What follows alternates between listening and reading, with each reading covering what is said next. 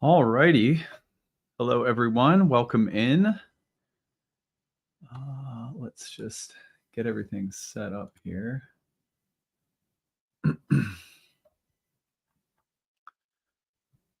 All righty.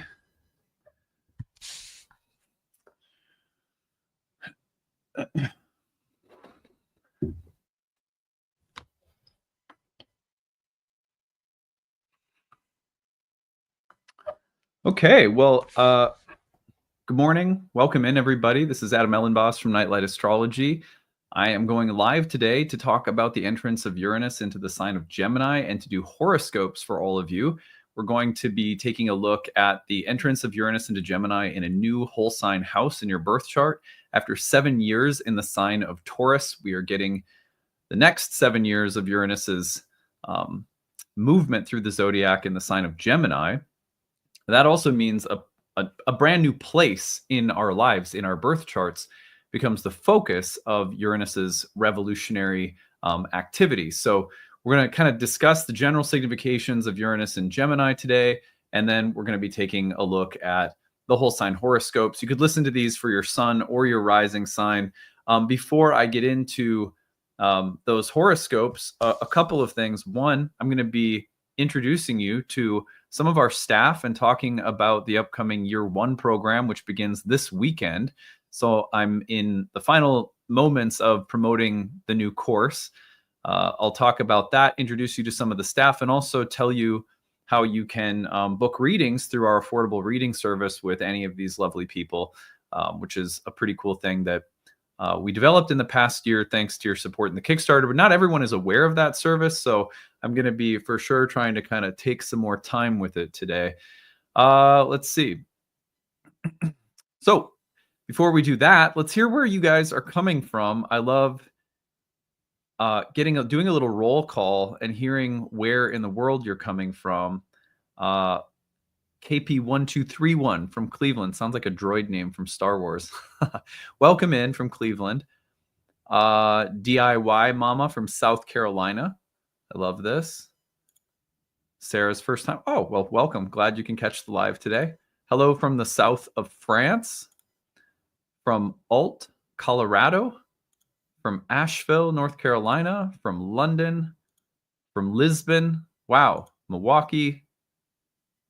Got Kansas, Oregon, Germany, Toronto, Monique coming in from LA, Berlin, Omaha, Nebraska, love it, Barbados, Portugal, let's see, Nova Scotia. I love this. I love seeing where everyone's coming from. It's so cool. From Sedona, from the Bay Area, from Seattle, from Brazil, from Croatia. I do feel like a droid at work sometimes. That's fun. Norwich, I think I said that right. Norway, Cape Town, a deadhead from South Jersey. Oh, you know, I love that. Sushila from Toronto. She's going to be live with us here in a minute. Lexington, Kentucky, Scotland. Oh my gosh, yeah, it's great to see all of you guys coming in from so many different places. So I don't want to waste too much time here because we've got a lot to get through today. The horoscopes will really be our feature, but I want to introduce all of you if you have never met some of our staff before. We're going to talk about the Year 1 program. The programs that we have in general, we have 3 years of professional development curriculum in Hellenistic astrology, a year-long course in horary. So that's 4 total years of curriculum. We have yearly masterclass series. We have a monthly moon circle. Nightlight is an astrology school. So you listen to my content every day, but the other facet of my work as an astrologer is running a very busy school with a ton of students and awesome curriculum and a whole staff of wonderful people. So I want to introduce you to some of them. I'm going to bring them all on. We're going to look like the Brady Bunch here. Hey, guys. All right. So, okay. So I'll give you some introductions. Raimundo is our horary course director, and Meg is our year 1 and 2 course director. Mark and Sushila are co assistants for our year 1 and 2 programs. Saffron is everything. Saffron is our year 3 course director, but she's also my daily front of house personal assistant and manages enrollments and administrative duties for all of Nightlight activities. You've probably spoken with Saffron if you've registered for any of our courses or you've had issues logging in or something like that. Erica is also a co-course director with Saffron for the year 3 program, helps out there as a tutor in our groups, and one of our staff readers, and just sort of like glue for a lot of the things at Nightlight. She helps me out with monthly webinars. She pinch hits when people can't help out, or like a course director is sick or something. So all of these folks are amazing people, and also all readers through our affordable reading service. There's a whole bunch of other staff who couldn't be here at this particular time today. But when you come and you study at Nightlight in, like, for example, our upcoming program, you're going to be working with a whole group and community of people and tutors. So I'm going to make sure that I tell you how you can book a reading through our affordable service with any of these wonderful people. But I figured maybe what we could do is just go around, and maybe each of you could we have the year 1 program starting this Sunday. So it's your last week to register. Maybe starting with Meg, since she's the course director for the year 1 program. Just tell us what you like about the program, what features you think other people and students typically really love about the program, what you enjoy about teaching in it. That I think it would be really nice for people to hear from you. We'll start there. Yeah. Hi, everyone. So my name is Meg, and I am phoning in from Boise, Idaho, the USA. So I guess so.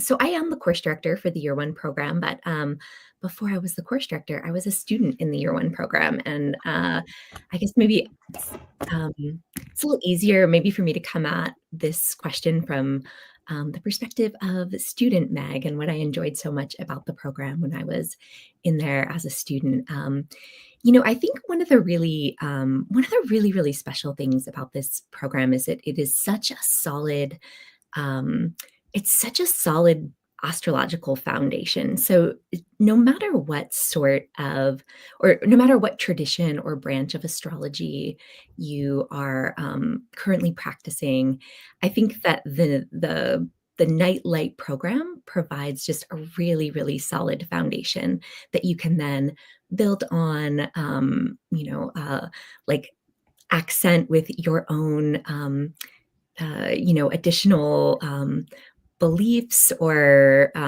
ways that you like doing astrology. But just as far as getting a foundation, I think you really like Nightlight really can't be beat. And I had been self-studying sort of eclectically before I started at Nightlight. I had been studying some evolutionary astrology, some modern psychological astrology, but I felt like I had gotten to a point with my studies, with my self-studying, where I just there were just some big pieces that were missing with putting it all together. And I couldn't figure out how to, get everything to cohere. And, Nightlight came around at just the right time. And the program really provided me that foundation, that cohering agent that I was missing when I was doing my self-studying for many years prior. So, I think some other things about the Nightlight program that are really special are just the access that you have to us. There's a really robust staff that is always there to help you, always there to listen to you, answer your questions. And I think that, not to toot my own horn or anything, but I think Adam has such great taste in people, like the people that he brings onto the team. The Nightlight staff is just full of just such generous, sweethearted, wonderful people. And I think I think it's a really, really wonderful community. There's a lot of warmth and support here. So that's it. Yeah, those are my thoughts. But I don't think if you're sort of curious about joining the year one program, I mean, I think it's like, I don't think you'll regret it. It's one of those things like I don't think it's too risky. It's a really it was pretty life-changing for me in a really positive way. And I think a lot of other people experience that as well. Thanks, Meg. On that note, maybe what I'll do is I'll ask Mark and Sushila to say a few things briefly here. I don't want to take up too much time, but I also really do appreciate other people being able to speak to the program and people getting a glimpse at what the program is on the level of community. Because sometimes you think, oh, I'm just going to be studying with this person and this personality, but Nightlight really is a communal learning experience. So maybe Sushila, you've been through the programs. You're one of our new course assistants for year 1 and 2 with Meg alongside of Mark. Anything you want to add to what you've enjoyed about working with students, working through the programs yourself? Yeah, like I think to jump off of what Meg said, the fact that Adam, you teach live, every class is live. So there is this sense of immediacy on multiple levels where in class you get to ask Adam questions during the Q&A period, but then afterwards as well, you have access to Meg, Mark, and myself through a closed community and also through study sessions. And then on top of that, you're able to connect with your classmates. And so there's multiple ways that you can connect with other people to kind of strengthen your learning and have that sense of being in community with everyone. So I definitely think there's a way, like that's kind of a differentiator with the Nightlight program, I would say. Thank you. That's really nice. Mark, you want to add anything in? Yeah. Did you say briefly? Because I have a list of 5 things to watch for. You go for it. Hey, homage. You go for it. No, I'm going to go through it quickly. Yeah. So, and Sushila kind of helped me out with the first one. It's this is a living, breathing class experience. So whether you're able to make it live or not, if you are, that's wonderful. But the teaching style is relevant. I've even heard, I think a few weeks ago, Adam, you mentioned I forget exactly the context, but mentioned something about Jupiter and Cancer and related that to the lesson of that day. So you get that kind of, this is happening now, and it's grounded in the present time, so that's really nice. Second, you're stepping into a lineage. You'll have a grounded understanding in where these where you find yourself in this living lineage of astrology, and that's a really special thing to me. Third is this is a totally scalable and flexible learning structure. There is for people who are limited on time, keeping up with the lectures is wonderful. But if you are someone who really wants to go deep, there's plenty of bonus material and reading assignments that you can really immerse yourself in.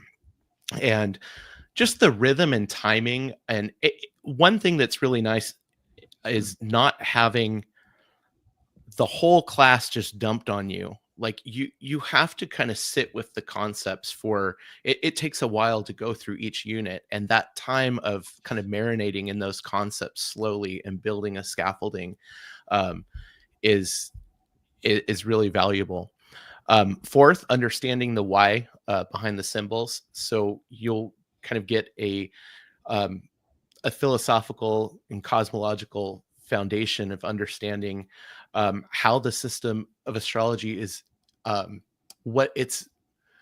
how philosophical understanding informs the system of astrology. And that allows you to unlock immense creativity within it.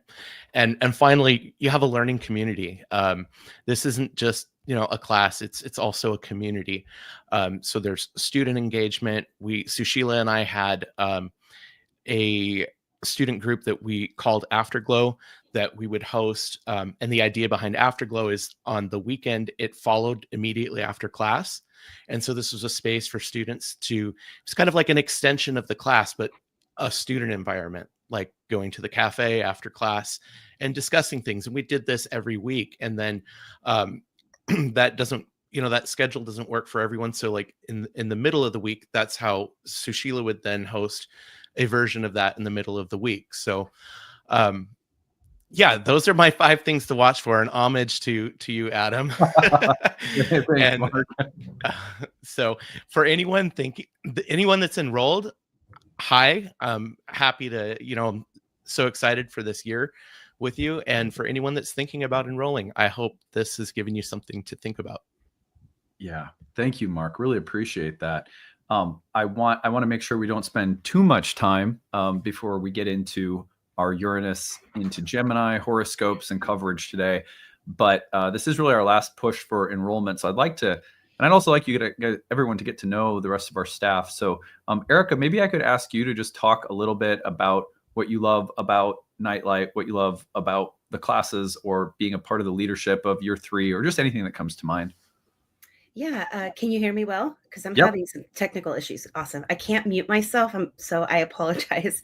But I, on top of what everyone else said, one of my favorite things is getting to watch you in action, period. I love watching you deep dive on with clients and just looking at all these, how to enter a chart.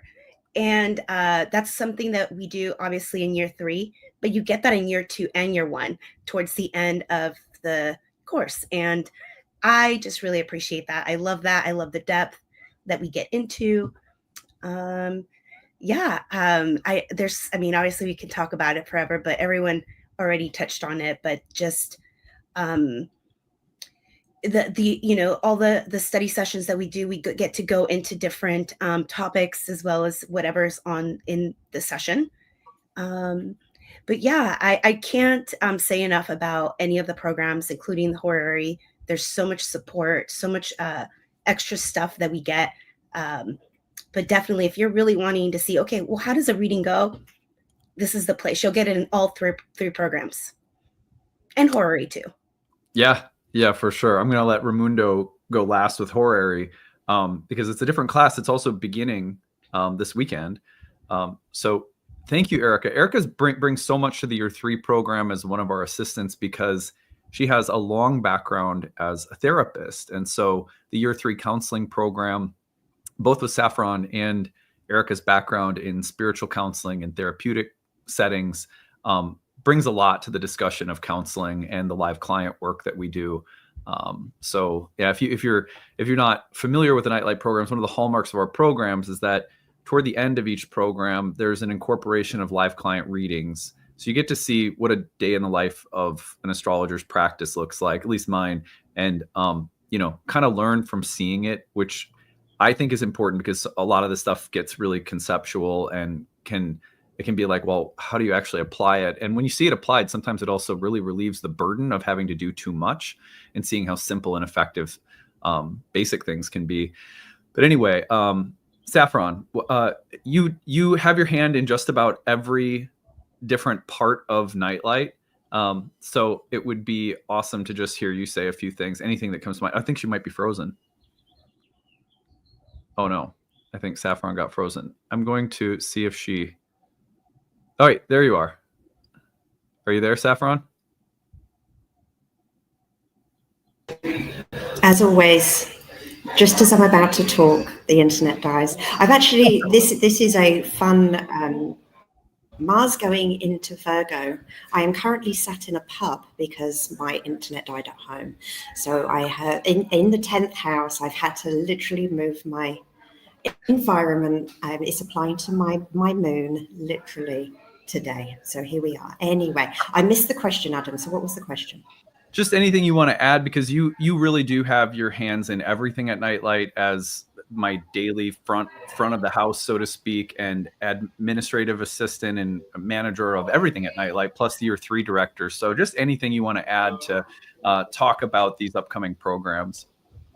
Okay, well, I'll talk a bit about the practicalities of it then for anybody that's, because I get a lot of questions asking, main things are tuition assistance, can I still get it? Is there any, there's a lot of people who feel a little bit, maybe a little bit concerned that they are not going to be let into our classes. And what I would say to you is, if you're a little bit concerned, just write to me. You'll get to speak to me, and I promise I don't bite. I know I'm wearing red, but I don't. So please come in if you're concerned that you won't get accepted. Just come and talk to us. It's very rare that we can't work out something with you. So that's the first thing. Secondly, as you can see, you have a wonderful amount of staff here. We also have Anita in the year 1 who looks after the MeWe, which I think is something that hasn't quite been mentioned as much. There is a social media site called MeWe that is set up for your class privately, so it will only be your cohort, and the guys that you can see here, they will support you, but we also have Anita who will be supporting you in that group too. So you can ask questions about the course content. We generally ask you to keep it to the content that we're talking about. We are a Hellenistic school. So you can then come in after every class and the guys here will respond to you. And we do that in every one of our classes. So each cohort for each class gets that support. And I think really lastly, we have if you have technical issues, which we know that not everybody's always, technical stuff can be quite challenging for a lot of us. Clearly, I'm having that today. But we are here to support you. So if you feel that, I can't quite understand what's going on with the tech, there's maybe a little bit of overwhelm, we do try to support that as best as we can. So come and talk to us. And, we really are a friendly bunch and want to support you in your learning and get you to the point where you can maybe be either here on staff or possibly as a reader on the donation clinic. That's our goal, is to support you all. So yeah, I think I've covered everything. Yeah, I think our programs, for those who have it in mind to be a professional astrologer, most of the people with those intentions will go through years 1, 2, 3, often adding in horary. Those programs are all designed to give you a really complete education over several years, as well as a lot of community support and features that for people who are maybe on a spectrum of how serious or engaged they are with the idea of being a professional, can have some really useful paths for developing. The advice that you get in year 3 about business and counseling, the development of timing techniques and honing of prediction, the basic vocabulary of Hellenistic astrology. Everything at Nightlight is always a kind of syncretic blend of modern archetypal psychological thinking, but it's craft-based in Hellenistic. So you're going to get a little bit of an infusion of some Indian philosophy from ancient Indian astrology that shares roots with the Hellenistic system. But I think in addition to theoretically, practically being really hands-on with live clients, it's the community dimension. It's getting to know all these people. It's having lots of, I can't think of one cohort that doesn't have at least a few meetups with students outside of class that are being self-organized. So I think it's a really strong program that also a lot of people take just for personal development. It's like, I want to become my own astrologer. Thank you, Saffron, so much. Raimundo, you're the horary course director. Erin couldn't be here. I saw her in the audience a little earlier, but maybe just say something about horary, what you love about that class, maybe why it's useful. Hi, everyone. This is Raimundo. I am the course director of the horary course, and I am speaking from Portugal. So the course, the horary course, I think for me is first, Adam has explained many times in different videos that he shared on YouTube that horary is an excellent tool to answer questions that are outcome oriented, and so they are very good at answering things that sometimes if we are trying to look at a birth chart might not give us the clearest answer or straightforward answer to it. And so horary is an amazing tool in that sense. It definitely challenged my perspective about astrology as a divinatory art, because what horary is casting a chart for the moment that the question was asked, and then the answer lies in the chart. So it's sort of like an exercise of a detective work to sort out a case, for example. I think I really love that perspective of horary. What I got out of learning horary is that it kind of made my techniques of looking at a birth chart much better, because I can actually just focus on certain units of a birth chart and analyze that. And I think that's one of the superpowers of someone who have learned horary. Now, this is a very fun course. It is a very practical course as well. We are, throughout the year, we are diving into many, many different practical charts. So this is very hands-on approach to horary astrology. And me and Aaron, we are in the course to help you out with any questions if you have them. And yeah, it just blew my mind the time that I took it, and I think it will blow yours as well. I just want to add one thing about my experience as a year one student when I was abroad, because I was living in Southeast Asia. I just want to tell everyone that if you are worried about living in the other side of the world and not being able to attend the classes live, that's what happened to me. I caught up with the classes through the recordings, which will be available right after class. And with all the class material that I got, apart from the recording and all the support that I got from the MeWe group, it was a very fun experience, and I got to meet a lot of other students that were actually from a similar time zone. So we got together and studied together. So that's not a reason, I believe, in my experience, to not consider the courses of Nightlight Astrology. Thank you so much, Raimundo, and thank you, all of you. I want, before we say goodbye to our staff here and their help with promoting the programs, I should say, go to the Nightlight Astrology website, click on Book a Reading, and go to Need-Based Astrology Readings. This is a service that we have in place thanks to all of your support in the Kickstarter campaign. We have tiered readings with our staff and some talented alumni from our programs. If you scroll down, you will see that on this page, you can book a reading with our course directors, that's Saffron, Meg, and Raimundo. If you keep scrolling down, we have tutors. These are people who are tutors for the programs that assist in our student discussion forums and Q&A forums. And that goes down a tier of pricing. So then at the bottom, you'll see that we have student readers. Now, Mark and Sushila were recently alumni, and we had several of one of our course assistants leave to go on and do other things. We're going to miss Marjorie. Those of you who got to know her, she's great.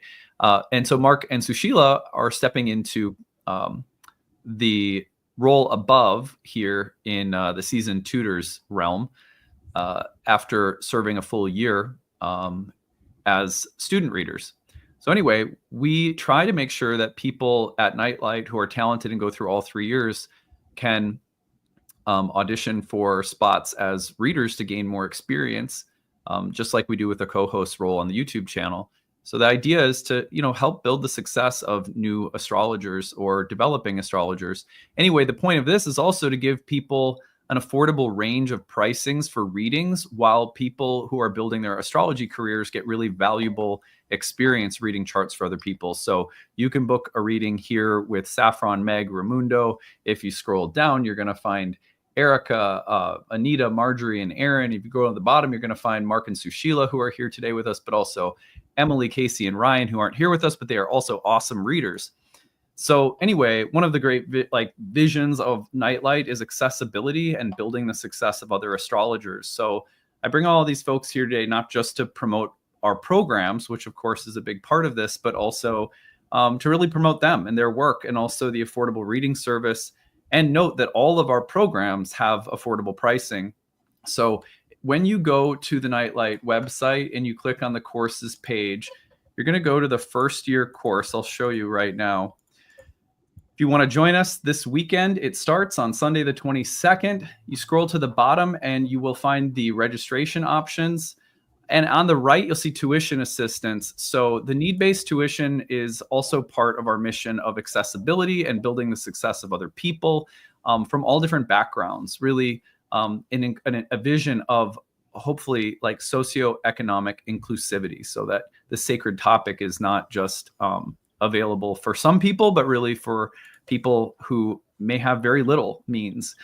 We want to make sure that no one's priced out. So that's there for you. Please use it if it will help. If you can afford our normal prices, we just ask that you do that. We trust people to make that decision. And thus far, 15 years in, I've been doing this affordable pricing.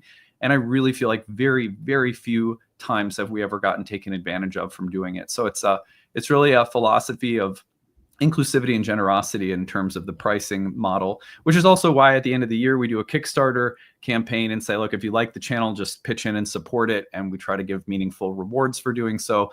So anyway, that's it. Thank you guys so much. I'm going to go on to do horoscopes. I really appreciate all of you being here and helping me, promote these programs. And I hope that people will book readings with all of you. So yeah, thank you guys. We'll see you later, everyone. Bye. Bye. Bye.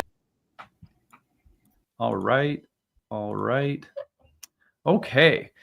Well, yeah. I'm going to switch my screens around so I have the right view that I need now to talk about Uranus into Gemini. Okay. And let me just, okay, good. So for those of you, I know some of you probably been sitting there very patiently waiting for the content of the day, and I do appreciate your patience. Of course, this is how I earn my living, through the school and through the courses. And this is the main place through which I promote those courses and those programs. So I really do appreciate you giving me time and space to show you the cool people and the cool features of the programs. All right, now let's turn our attention to the real-time clock and let's take a look at the approaching entrance of Uranus into Gemini. So here we are on the 17th. I'm going to move this forward a little bit into July. And we're going to move to July 7th. On July 7th, you will notice that Uranus has now entered the sign of Gemini. This is our first ingress of Uranus into the new sign. It spends about 7 years per sign. And once it has entered Gemini, it would be sort of tidy if it could just stay there, but it's not going to do that. So here's how this will work. So we see that Uranus will get to about the 1st degree of Gemini by early September, at which point it turns retrograde. As Uranus then, actually, you know what I'm going to do? I'm going to, let me remove everything but Uranus, so it just makes it a little bit easier on our eyes.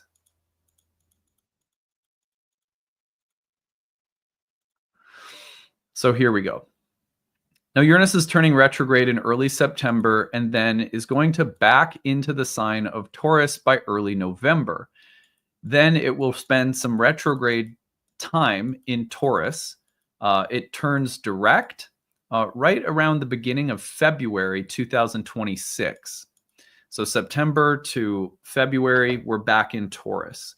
Or excuse me, let me back that up a little bit.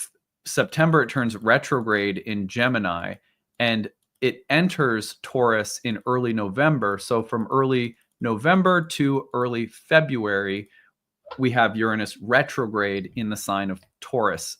And then it goes in forward motion from February, re-entering Gemini, in late April. So you can see that between now and almost a year from now, we get a little taste of Uranus into Gemini, really from July to September through direct motion. September through early November, it's retrograding in Gemini. Then from November to early February, we're in retrograde motion in Taurus, and then comes up and re-enters Gemini in late April. At which point, then we're going to see Uranus in the sign of Gemini for quite some time. If I just take this forward month at a time, you'll see how slowly it goes through the sign of Gemini. It takes about 7 years for it to get completely through the sign. Now, here is the first entrance of Uranus into the sign of Cancer. That takes place around August of 2032. So 2025 to 2032, from the first entrance to like the last entrance, you can see that's the 7-year range. It's a little bit more than that when you take into consideration the early retrograde of Uranus in Cancer, pushing it back into Gemini, taking it into 2033 before it finally enters the sign of Cancer to stay in May of 2033. So you get, about 7 years total, though, for the transit. Now, what I find super interesting about any outer planetary shift is not only do we get a totally different feel from the planet given the filter of the sign, in this case, Taurus, very unique filter, Gemini, totally different. So we get a new, almost like behavioral expression from the outer planet, Pluto into Aquarius, Saturn into Aries, Neptune into Aries. We've had all of these outer planets changing signs this year. But also from the standpoint of transits through our birth chart, we get Uranus entering an entirely new whole sign house in our birth chart. And that will bring up a totally new focus within the topics of our lives. Every house is like a totally different archetypal domain of human activity here on Earth that the planet Uranus in its new sign will now be activating or expressing in relation to. So what I want to do today is talk first about what I think might be rather unique about Uranus in Gemini in general. And then I want to take it through the whole sign horoscopes.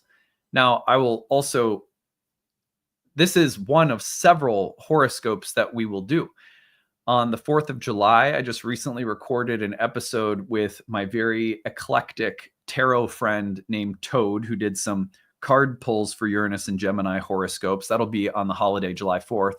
I'm going to be doing monthly overview horoscopes with Alex and Dana on Uranus into Gemini, right? So you're going to get several different takes, and hopefully between all of these takes, you're going to get enough different angles on the presence of Uranus in your birth chart that, something will click, something will really feel applicable. But I think it's always wise to get several different turns of the jewel. That's why I typically, with big events like this, will do multiple passes at horoscopes. I thought it'd be fun to do them live today, so here we are.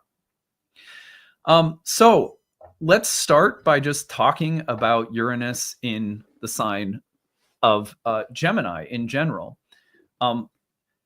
Here we have a double-bodied air sign that is of the nature of Mercury, and it's a masculine sign. It's a sign that takes place at the culmination of the solar year as it's seen from the symbolic standpoint of the northern hemisphere, and it really is about bringing darkness back. It's the beginning of the return of darkness within the solar year, because Gemini takes us up to the peak, at which point the light immediately turns and starts sinking within the solar year. Summer solstice is the peak, and then it starts dropping. That turn is characteristic of both of Mercury's signs, Virgo being the other one, at the end of which sign Mercury rules in Virgo, we hand over to the dark half of the solar year. So we hand over to darkness returning from Gemini to Cancer. We hand over to darkness's full takeover from Virgo to Libra. That's not a mistake in terms of how the rulerships were assigned in the zodiac. That's intentional.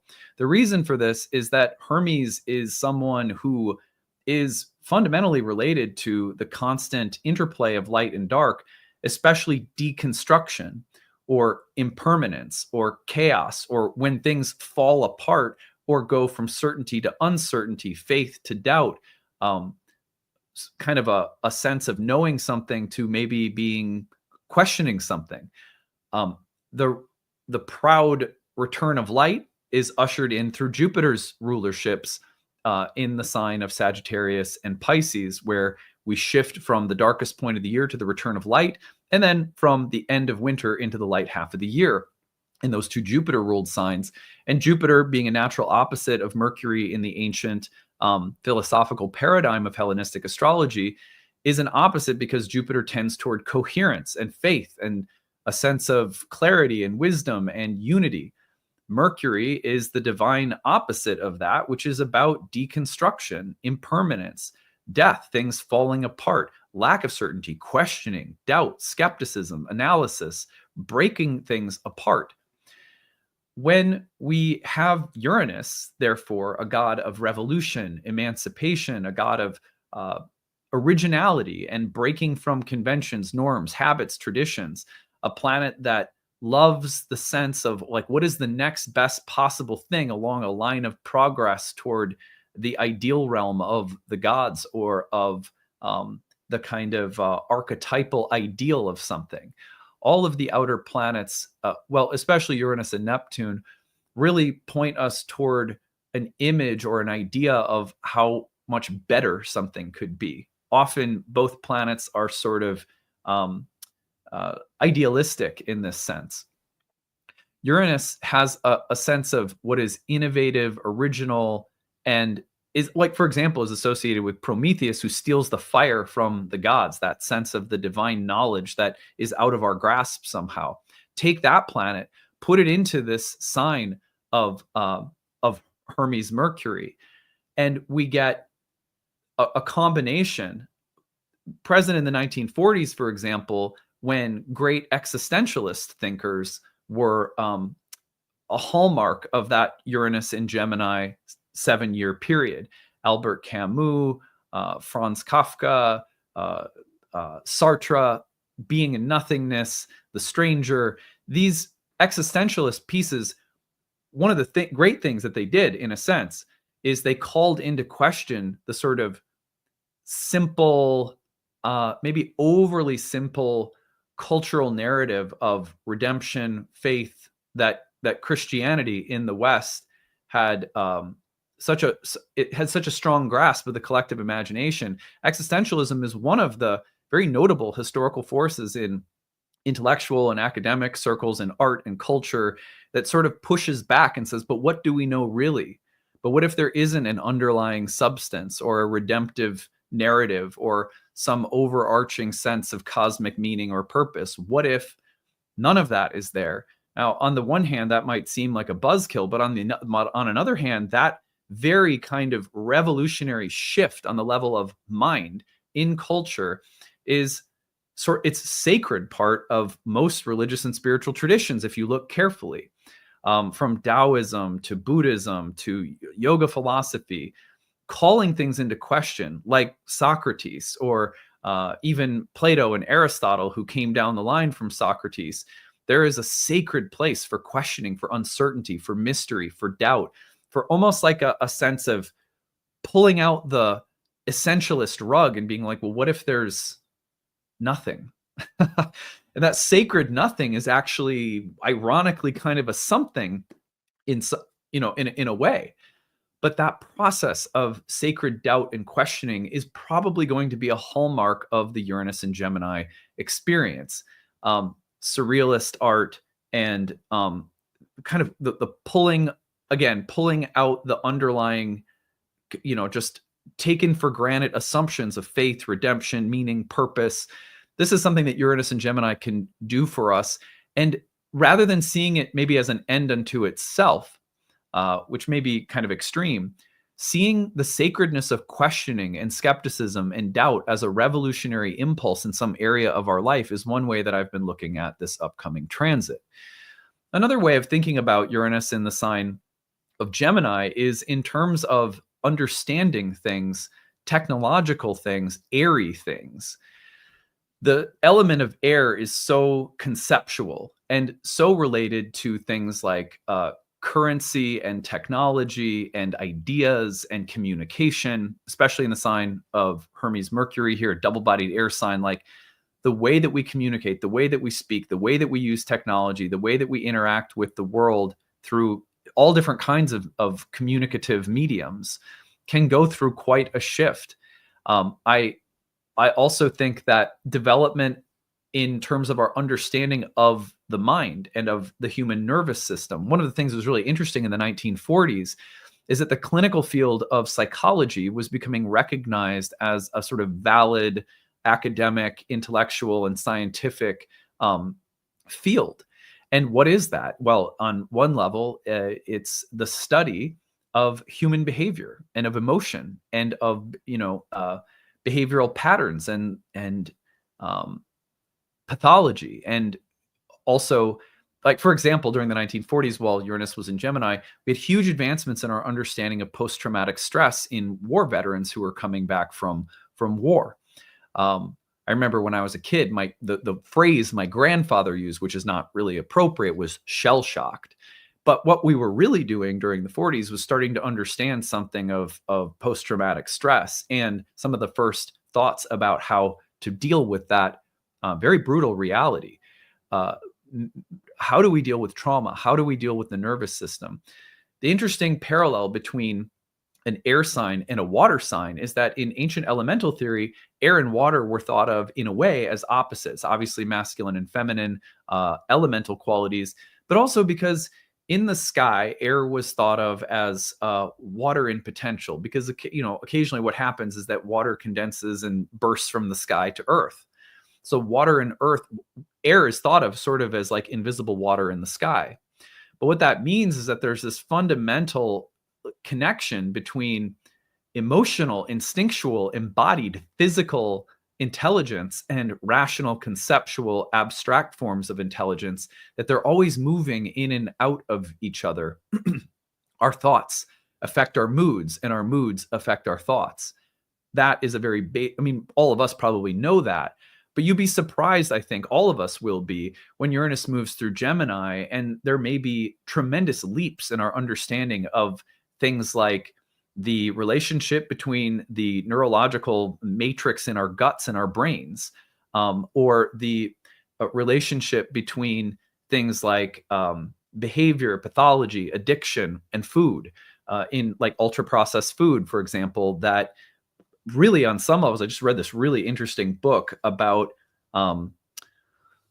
ultra-processed foods and addiction. And the author was basically comparing super ultra-processed foods and the addictive components being put in those foods to the campaign that cigarette manufacturers, the campaigns that they had to promote cigarettes. And until a certain period of time, that was very normal. And then all of a sudden it's being called out that actually there's all these addictive components that are creating disease and death because of smoking cigarettes. Well, we know that so much more now today, because advancement of an understanding between things that are technological, sort of scientific and biological, and also behavioral, have been linked up in understanding what, and I don't mean any offense to anyone who smokes or whatever you eat, or, I'm not here to judge anyone.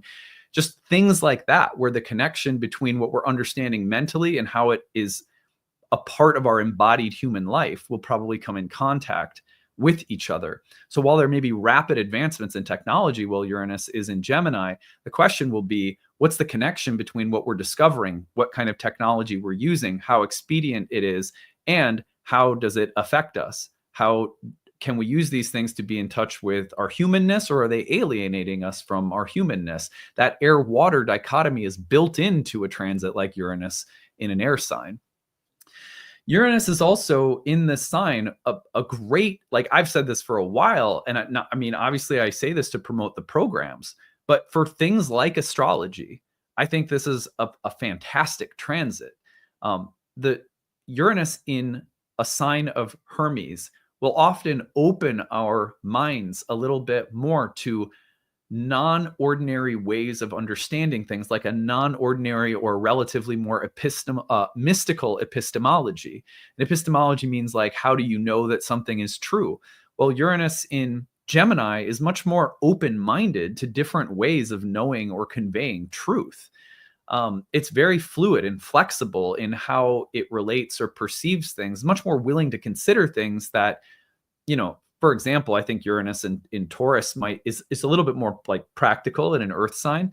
Air sign like Gemini is very open to saying things like there may be some way of understanding a patterned language like astrology and a way of seeing the world through a system of recurring patterns in nature that it's like better appreciated because people are starting to see ways in which that kind of patterned way of knowing and relating to things has some truth power in it that maybe people take the time to try to understand more because this is just a sign that's more open-minded.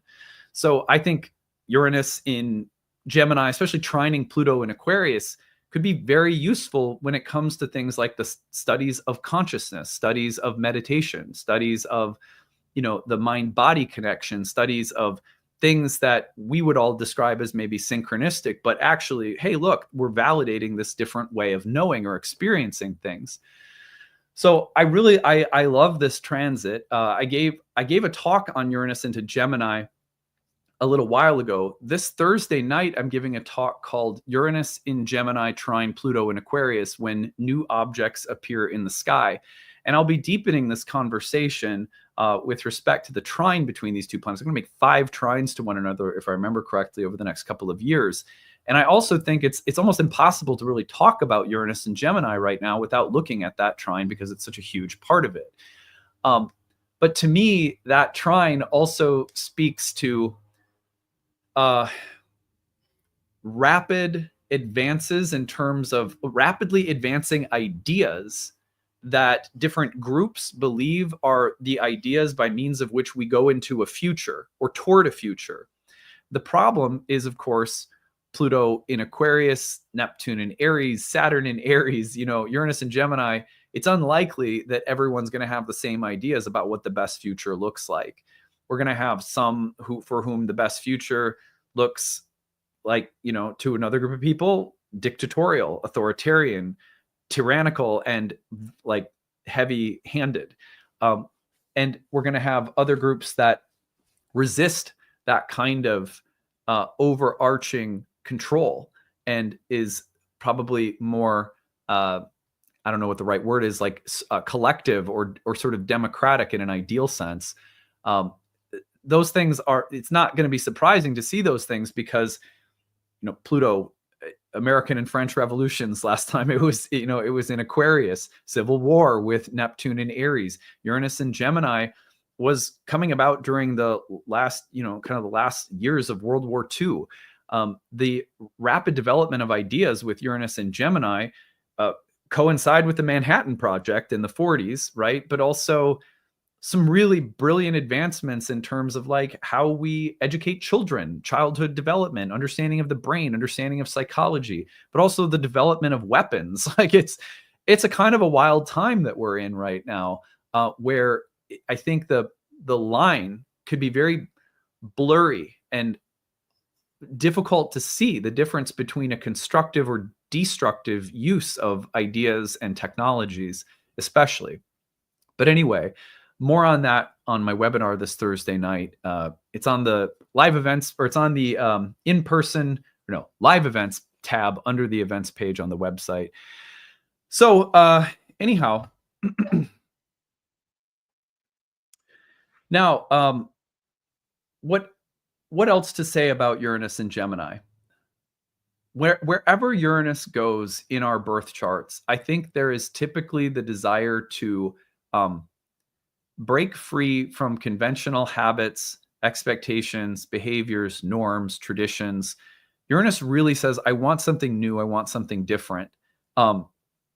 Sometimes it doesn't, as a kind of revolutionary idealist, it doesn't always have the patience to progress in a way that's very earthy, which is often 2 steps forward, 3 steps forward, 1 step back.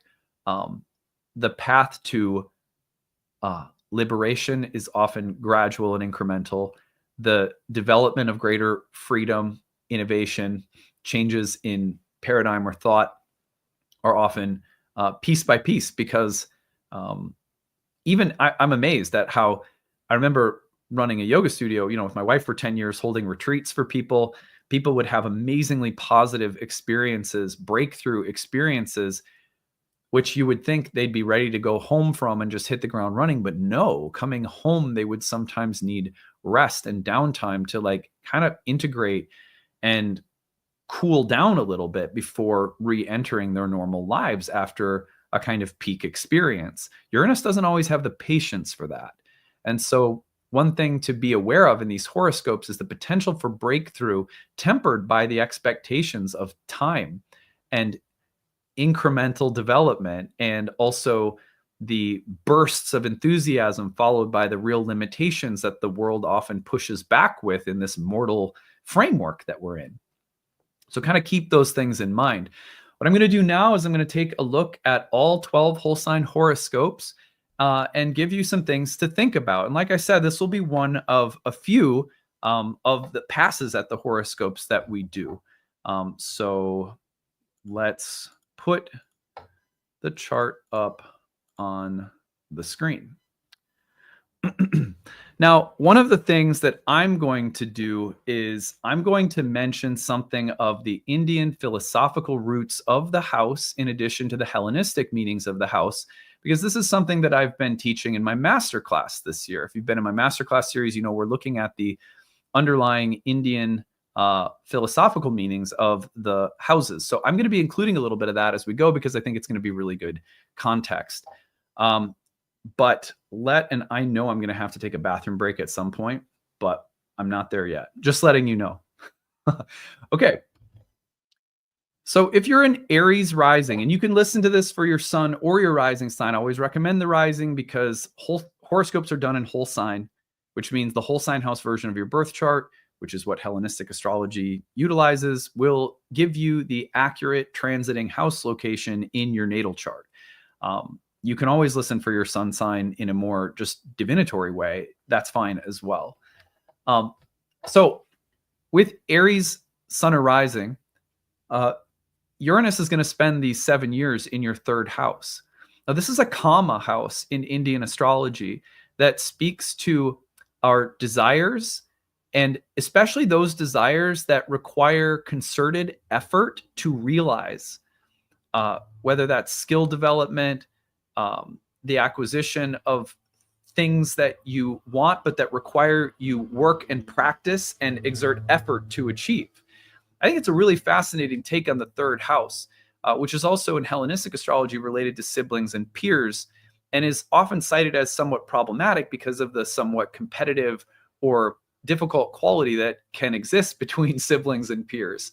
The reason for this in Indian astrology is that this house is one in which we're trying to cultivate and develop things that we don't necessarily have, but wish to have. And so the Kama nature, Kama means like desire and happiness. The nature of this house is to, through effort, through work, through practice, to cultivate qualities, elements of personality, skills that we feel will make us happy. If you say to yourself, gosh, I'm a lousy musician, but I'd really like to be a musician, this is a house where you'll develop skills if you practice, if you exert effort.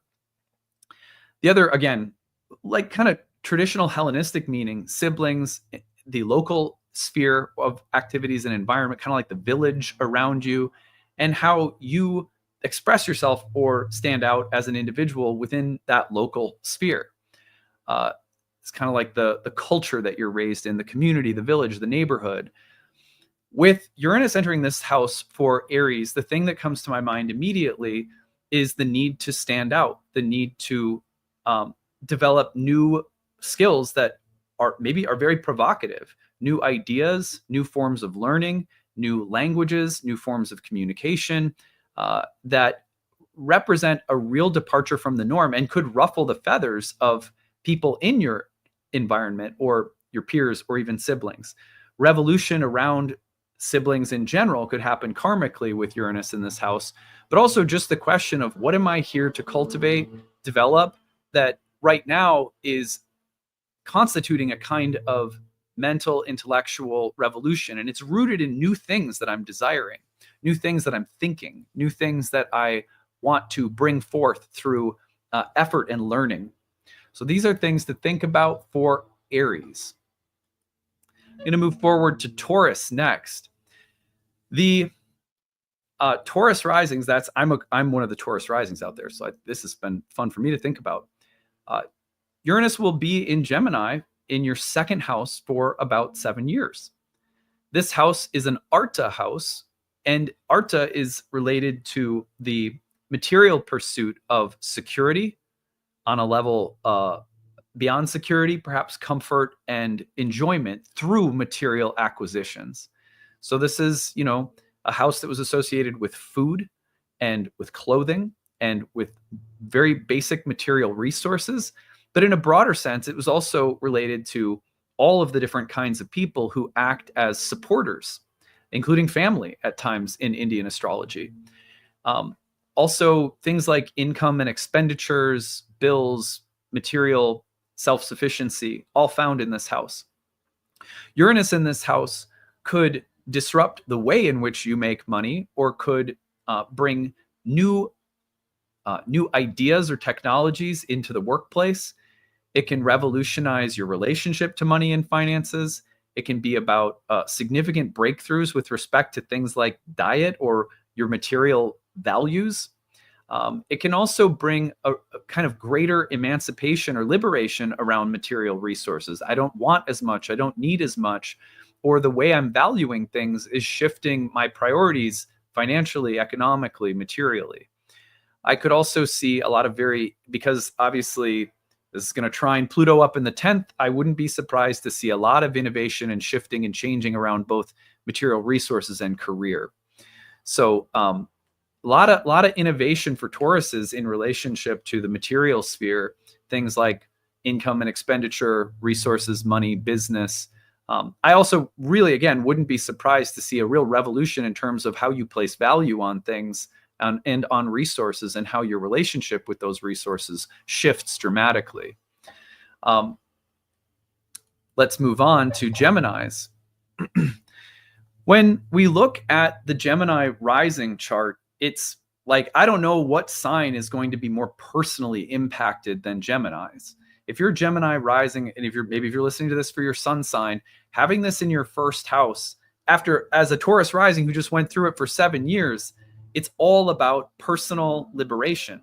It's all about shifting and reconfiguring your sense of identity, maybe even your body. As Uranus went through Taurus in my first house, I got involved in Bhakti Yoga. I changed my name to Achyutabhava, changed it back to Adam, got into bodybuilding, completely transformed my physique and my health, changed my diet, changed my relationship to food, changed my relationship to the material world. Really had to dig into, like, who am I really? Like, what do I? So that, like, I can't say enough about how revolutionary on the level of personhood, identity, health, body, that Uranus transit through Taurus was for me in my ascendant.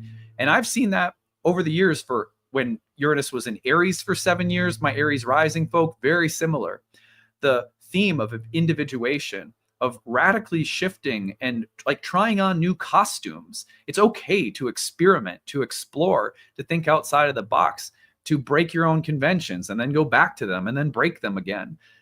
I think some of the key words here are freedom, greater exploration, playing with things that maybe you haven't yet. Now, I don't see Gemini risings as particularly lacking compared to, say, Taurus risings like myself in experimentation. Like, I feel like Taurus risings are far more like creatures of habit. But nonetheless, even for Geminis, this will ask you to stretch outside of yourself.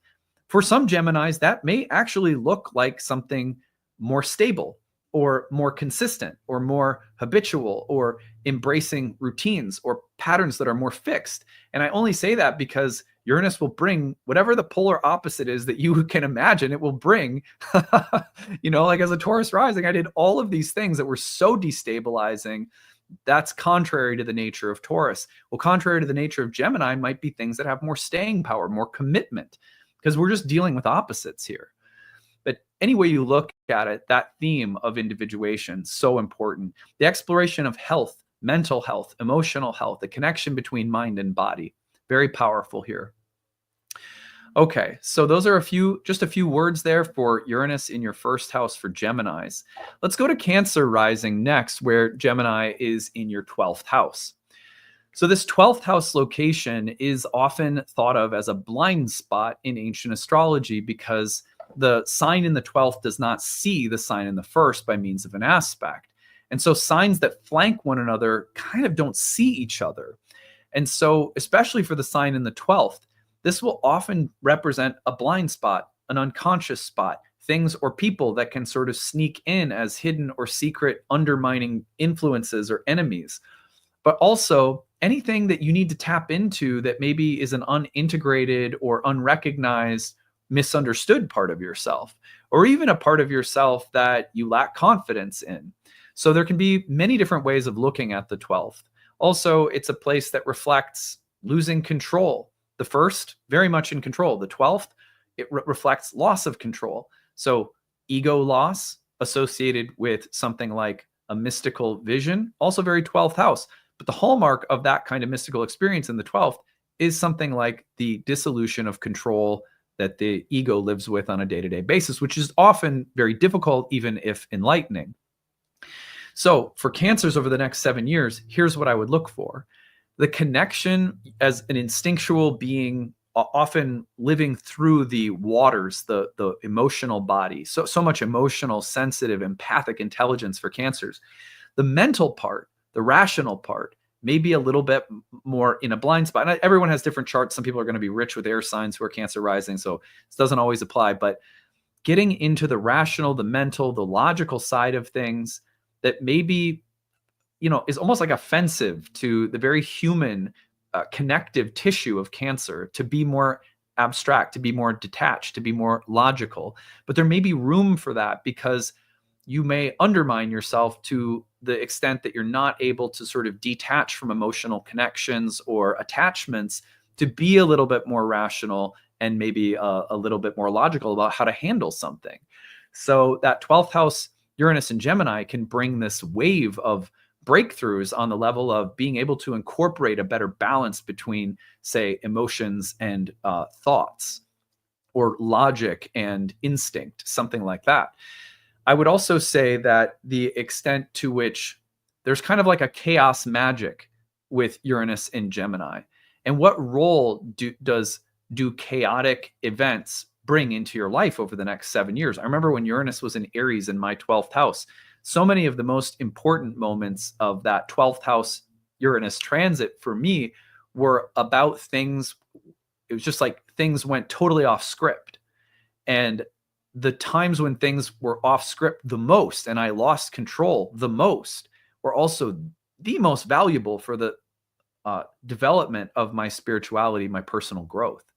I can reflect on that now. It's easy, but while I was in it, maybe it's harder to access that perspective.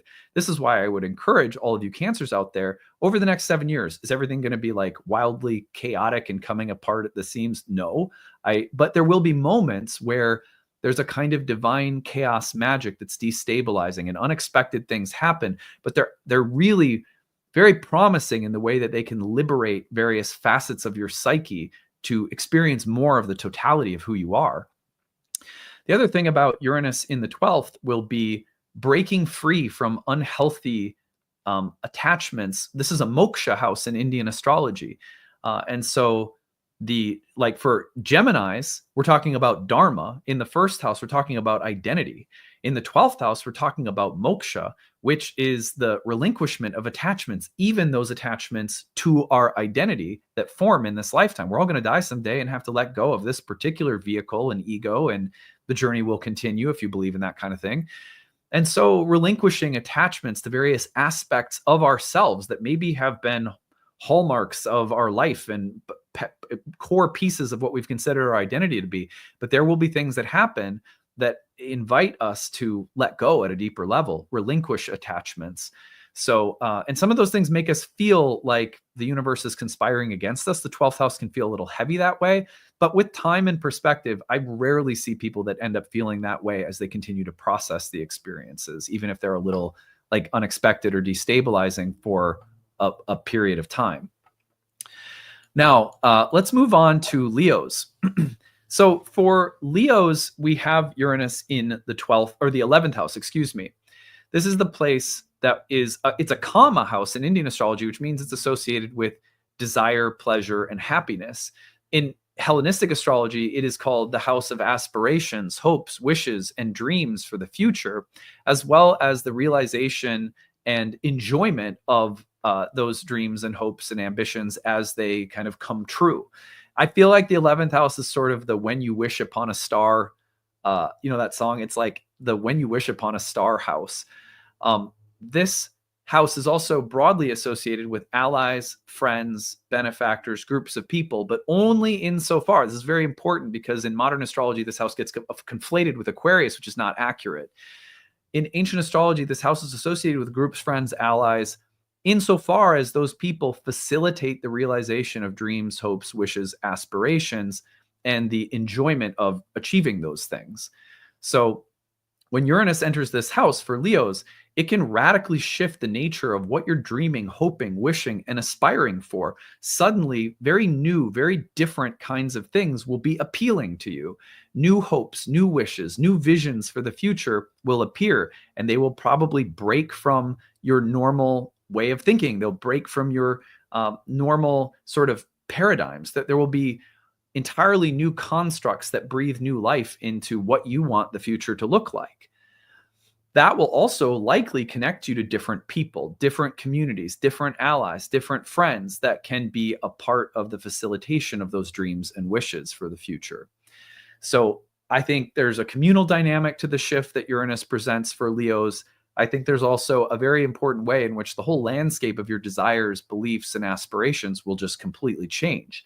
When I reflect on Uranus's time in my 11th house, I was in graduate school, and I sort of entered while Uranus was in graduate school. And as it went into that 11th house, I gradually shifted the dreams and aspirations that I had from working in academia as an English teacher to meeting everyone that was a part of the Reality Sandwich community, this huge sort of psychedelic publishing online platform. And I got involved with that. I left the track I was on to become a teacher, moved to New York City, became a social worker who was really plugged into Reality Sandwich, ended up getting a book published, getting into astrology. The whole trajectory of my aspirations, what looked like a fulfilling future to me, like completely shifted as I got involved in a totally psychedelic community. Now, that was Uranus in Pisces in my 11th house, right? Kind of funny to track these things, but watch for that whole landscape to shift for you Leos out there.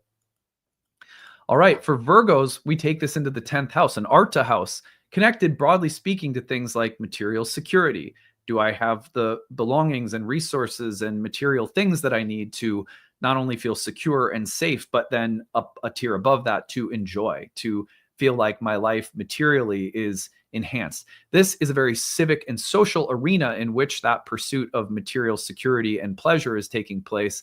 It has to do with things like mastery, rank, notoriety, position, vocation, the role you play, and how you're known and seen in the world that can contribute to long-term financial and material stability and success. That's broadly how the 10th house is looked at in both the East and the West. Now, there's also just a dimension of this house that has to do with the gradual formation of those things when you're younger, or the ongoing civic social arena after you're retired. Either way, Uranus moving into this house frequently brings rapid bursts of achievement, advancement, development in terms of your skills, your abilities, and your vocation itself. It often produces radically new ambitions with respect to vocation. Like, I want to be an astrologer. I can't tell you how common that is with Uranus entering the 10th. I've seen that more times than I can count. Uranus entering the 10th will often convey a sense of needing to flip the script. You got to change what you're doing for a living. You need to completely rewrite the trajectory of your professional path. There is often a sense of, how do I want to be seen and known? What is the way that I'm seen and known in the world? And Uranus will create a new paradigm and new ideals. The hard part is that, like I was saying earlier, this is often very gradual, very incremental. Arta houses sometimes they'll flash with like instant explosions of success, but it's really a house that it's like, it's like building a house from the ground up. Uranus will provide a lot of sparks, a lot of sudden bursts, a lot of vision. But the process over 7 years, you have to be patient to work through, because it might be that you want to be an astrologer at 0 degrees Gemini. It might not be until 27, 28 that you're fully realizing the fruits of that process. So I always tell people with Uranus in the 10th, like, be very patient for the revolution and the impulse of change that it brings to play out and be built. But nonetheless, a radical shift in probably how you show up in the world, how people are seeing you, what you're doing for a living, or how you're doing it even. These are all things I think to watch for Virgos. I also think that's really exciting for Virgos, because as a double-bodied sign ruled by Mercury, so is your 10th house. There could also be almost like a multiplicity of options in front of you. Maybe the most difficult thing is choosing, I can't have 10 irons in the fire. I can only have 3. What are those 3 things I'm going to focus on? Maybe it's an embarrassment of riches in the sense that there's a lot of options for you right now. Sometimes for Mercury-ruled folks, it's hard to settle in. All right, we go on to Libra. Libra places Uranus into Gemini in the 9th house. This is the place of higher education. It is a Dharma house in Indian astrology, which means it's related to the ongoing understanding of our essence, of the purpose for which we were born spiritually. But this house has to do with understanding Dharma on the universal level. Dharma means something like that without which this thing wouldn't be this thing. Fire, I've said this before on the channel, fire wouldn't be fire without being heat and light. That's an example you hear in Indian philosophy all the time to explain the Dharma of something. The Dharma in the 9th house is the Dharma of reality itself. It's the study of the Vedas. It's the study of philosophy. It's the study of metaphysics. It's the study of astrology. It's about trying to understand those qualities or attributes of divinity or reality itself, without which it wouldn't be real, without which it wouldn't be divine. That process is taking place in the 9th house, whether you're doing it overtly in a spiritual direction or not. You could be a physicist studying physics. You're getting maybe just a little sliver of the truth that's incomplete without what we might say a spiritual understanding for those of us that are inclined that way, right? But still, any kind of pursuit of truth and wisdom and understanding in the 9th house is sort of seen in Indian astrology as gradually contributing to your understanding of divinity, and therefore your understanding of yourself, your true self, because you are a small aspect of that whole, part of it, So this house is also associated with things like teachers and gurus and travel abroad and pilgrimage, anything that kind of expands our horizons and contributes to a larger, broader understanding of things. For Libras, you got 7 years of a real revolution of your beliefs, your outlook, your philosophy, amazing learning experience. Uranus will open your mind. Uranus will advance your understanding. Uranus will bring really interesting and different eclectic teachers into your life. Uranus may take you to a different country. It may bring you in contact with traditions that are completely different. So when I was a kid, I traced back the development of Uranus into, it was my 9th house is Capricorn. And you know what I traced it back to? When I was a kid, my father developed a very close friendship with a Native American man who was in our community, and he went to our church, but he was also very deeply steeped in the traditions of his ancestors.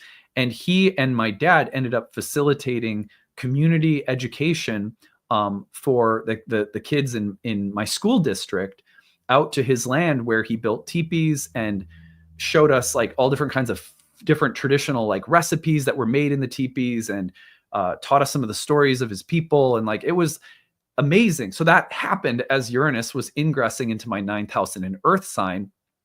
There was this Christian white kid growing up in rural Minnesota. And all of a sudden, I had an indigenous teacher exposing me to things that were also, thanks to my dad's open-mindedness, really not being set as something that was contrary to the Christian environment that I was in. Like, these can coexist.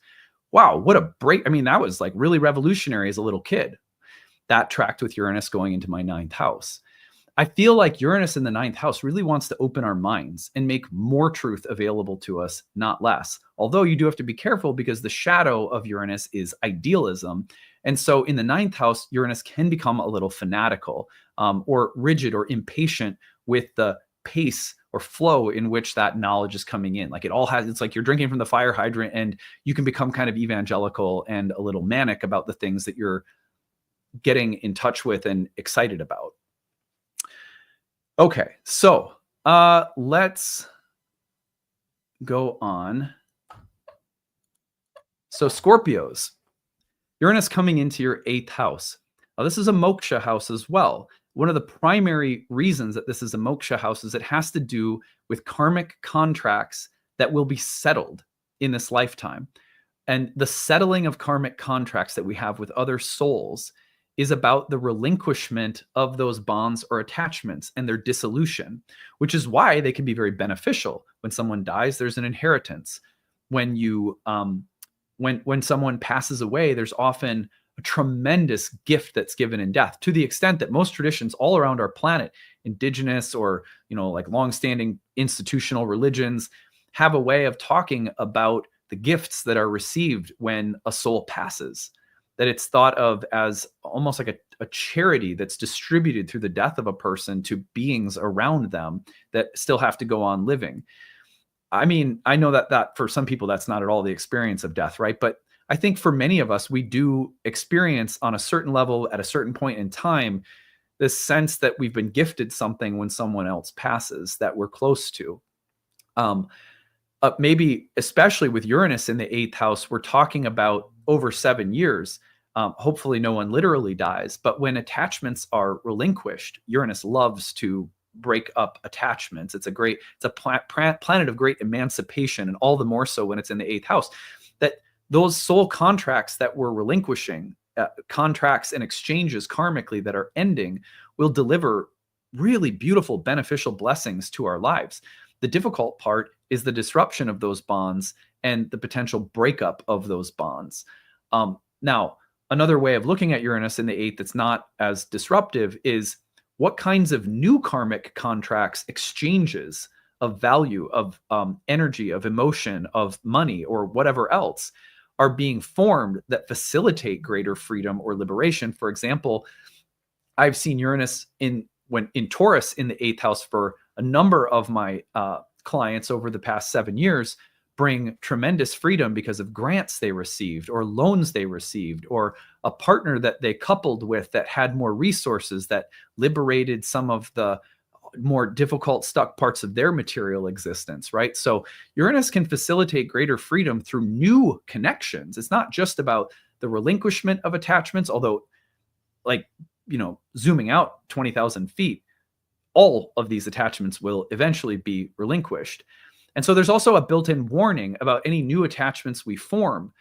If we form new beneficial or advantageous attachments that bring new resources into our life, are we living also with an awareness that these connections should not also keep us from the ongoing work of our existence, right? So for example, when a partner comes into our lives and suddenly we feel supported because of their emotional presence, that doesn't mean we don't still work on learning to support ourselves, being capable of doing so, while also having someone to lean on. That's a good exchange. We want those healthy exchanges in the 8th house, not ones that facilitate something, but there's like an eventual bill that will come due. We have to be very thoughtful about that in the 8th house. There's also just an exploration of some of the deepest attachments and new ways of thinking that can help us relinquish those attachments and experience greater freedom. So Scorpios, that's your 8th house scenario. And I do think that there's as much creative potential here as there is, disruption. All right. So for Sagittarians, we see Uranus coming into the 7th house, which is a place of karma. So desire, happiness, most notably in the 7th house through intimacy, sex, marriage, and relationships. This was the original house of sex along with the 5th, and not the 8th, but more on that another time. The 7th house Uranus transit for Sagittarians is really interesting because this is going to, on the one hand, provide you with a totally new template for what happiness looks like in relationship through experimentation, originality, breaking patterns, getting out of old karmic scenarios, and really freeing up energy to experience love, intimacy, sex, relationships, interpersonal dynamics in brand new ways. So it can really revolutionize the landscape of relationships in a positive way.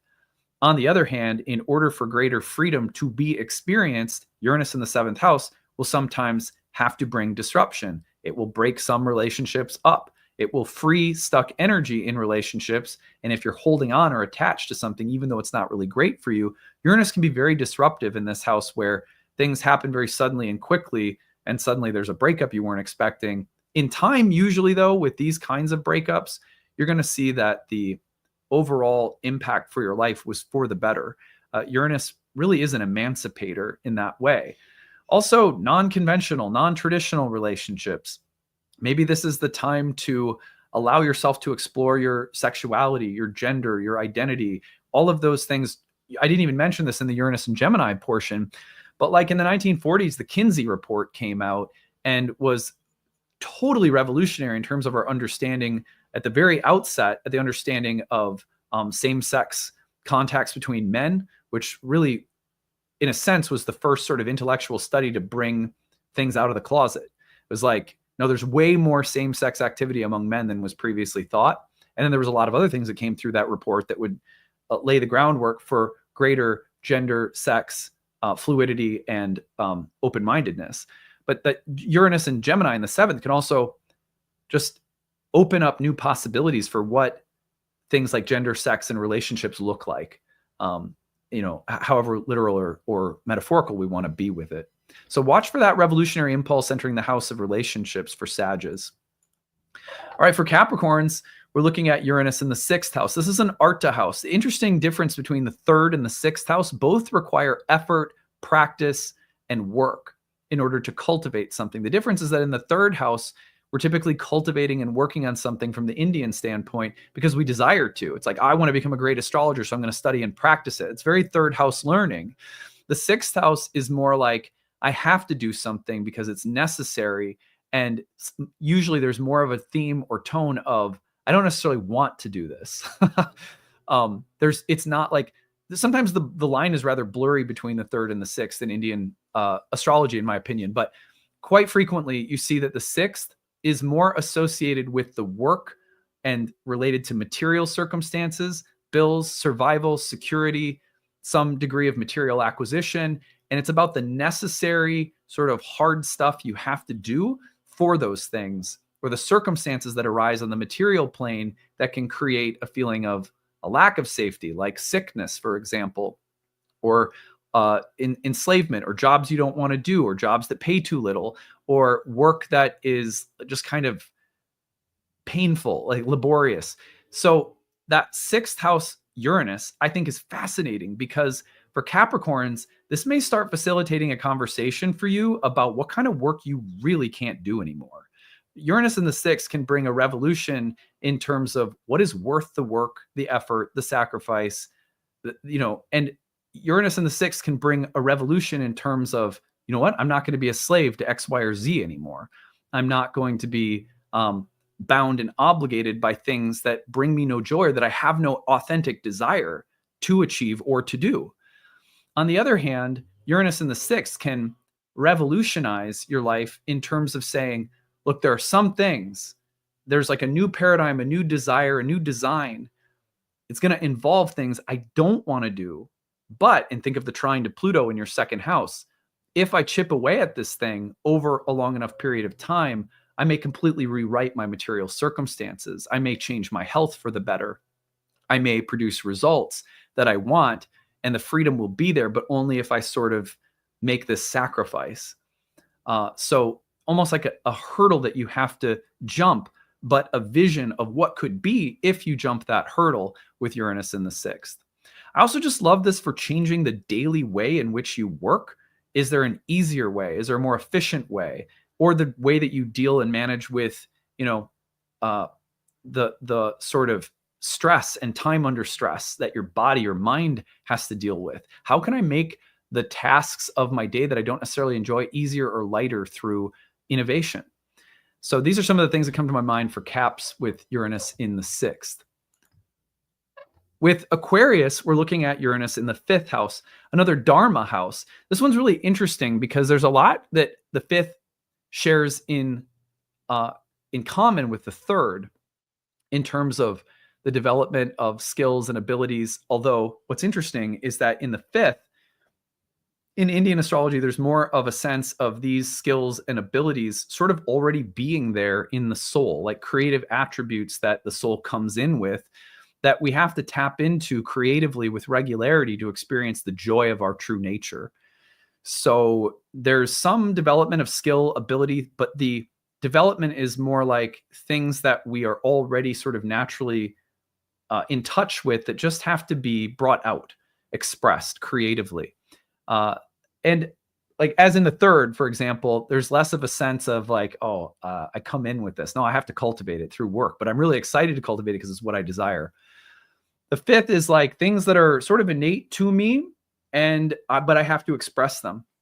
The joy connected to one's dharma is one phrase that I've heard used to describe the 5th house in Indian astrology that I really like. This is the joy of Venus in Hellenistic astrology, and a place that's associated with pleasure and joy, romance. It's associated with pregnancy. The reason that it's associated with pregnancy and children and dharma is because that creative essence that we bring out of ourselves and express into the world, one very literal way that happens is through children. Now, it's not like everyone needs to have children, but that's the idea. So Uranus in the 5th, for some people, for some Aquarians, will bring, a revolution through children entering your life, or through over 7 years, there's going to be like a magnum opus, or maybe with Gemini, multiple creative endeavors that need to be brought forth as a way of saying, the thing that requires revolutionary the revolutionary impulse needs to come out through creative acts. Like what are creative parts of me that need to be expressed more, that haven't been expressed? What is the creative revolution that is ready to express itself in my life? And again, for some Aquarians, that might mean kids, or it could mean that you make an album on your own time with your own equipment. Whatever it is, it's about bringing forth what's within as an act of creative revolution. So I love that. I love this for Aquarians. I think this is one of the sparkiest, most creative pieces. When you trine that to Pluto and Aquarius in your 1st house, this is also about this shift of identity and character that's accompanying a creative outlet of expression. So it's very personal for Aquarians right now. This may also, for Aquarians, bring up tensions between how much do I identify with groups, collectives, versus who am I as a unique creative being apart from any group or category. Finally, Pisces, we have Uranus in the 4th house. The 4th house is a moksha house, or it's associated with the relinquishment of attachments. I love this metaphor of going to bed at night, coming home to rest at the end of the day, working out in the world. That's moksha on the day-to-day level. When you get home, come home from the office, if you have one, maybe a lot of people work from home now. For me, I leave this and I go downstairs to like the other part of the house where my office is separate from. So then I'm done. Okay, now I'm ready to relax. I'm ready to hang out with the kids, the dogs. Maybe we'll watch a movie, or maybe we'll go for a walk, or play a game or something. That release from the world into a space of rest, into a space of kind of sinking and settling into our roots. Planets go all around the wheel. They come here. They have, in a sense, returned to the place that they began from. Because from this point forward, planets will rise again. So they return to this place and they rise from this place again. So it's the roots, it's the home, but it's also the grave. It's associated with death at the end of life, the final resting of the body and releasing from material form altogether. Pisceans, you have a very deep revolution happening at the roots around things like home and family, ancestry, parental karma, family karma, home and living environment changes, and also the need to liberate things from within. So the 4th house in Indian astrology also refers to the private sphere of life, the inner private sphere that we don't necessarily show everyone. It's more secret, or it's more only a few people or even family members really see that kind of private side of who we are. So revolution in this sphere can look like a revolution of your inner life, or the space around your inner life, which for most of us is sort of like our dwelling place and the relationships that constellate around that place. Uranus brings revolution to that space. It brings a shakeup of norms, a little bit of destabilization, but also exciting new ideas about what that space can look like, who the people are that inhabit that space with you. So those are some things to consider for Pisceans. All right, we, on that note, got through all 12 signs. I feel like that was a pretty good pace. Hope we didn't, it's kind of like, hope that you don't do too much on one sign and not enough on another, but I think that's been pretty good. So what I will do now is I will take maybe just like 10, 15 minutes of any questions that you guys have. It could be about a planetary transit. It could be, question you have for me personally as a content creator. Any questions you guys have, I'll do a little Q&A before I leave for the day. And as I wait for your questions to come in, whatever you may have, I'm going to point you one last time. Don't forget that our courses start this weekend. So go over to nightlightastrology.com. Click on the courses page, go to first year course. We start this Sunday. Need-based tuition's at the bottom. It's not too late to register. It'd be great to see you guys in class. If you came in late at the beginning of today's show, I hosted a bunch of staff members kind of talking about the programs, and also I plugged their reading services, which you can also find through the website. So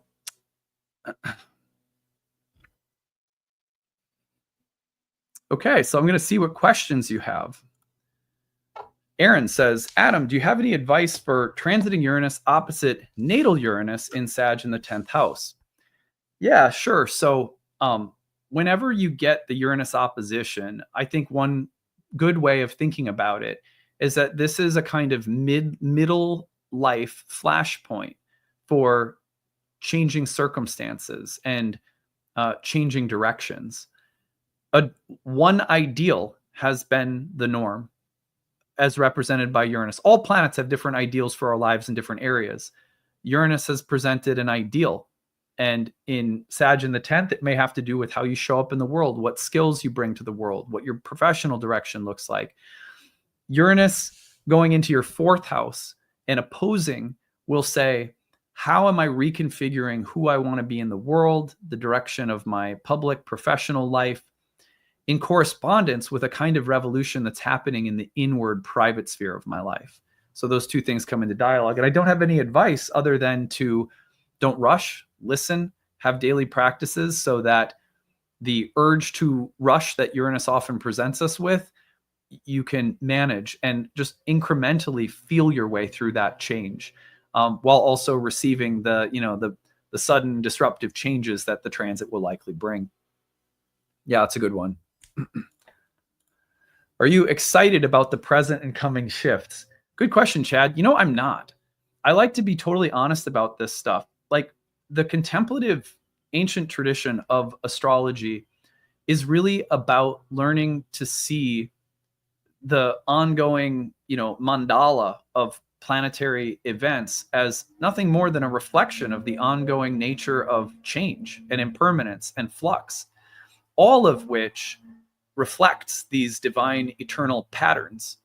And so what I'm really more interested in as an astrologer, just for myself, aside from like the clients I serve whose questions are very important to me, but just for myself, I don't tend to get excited or afraid in one direction or another by planetary transits, because what I'm more interested in is living and using them as a means to reflect and to deepen intimacy and connection with the experiences as they happen.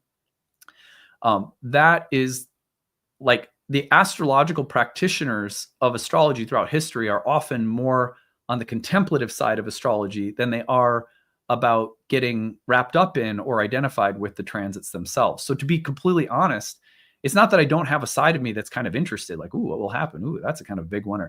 But it's more like, I just don't care so much about that because there's really nothing new under the sun. All of these divine patterns are reinstantiations, reiterations of the same, they're never the same, but they're never new either. And so I'm always surprised by how amazing the present moment is and how deeply I can move into reflection upon life through astrology, but I don't really get excited about it. That doesn't mean you shouldn't either. I'm just being honest with, kind of my vibe, I guess. Barb says, see you at the horary class. Oh, good. Hope to see you there.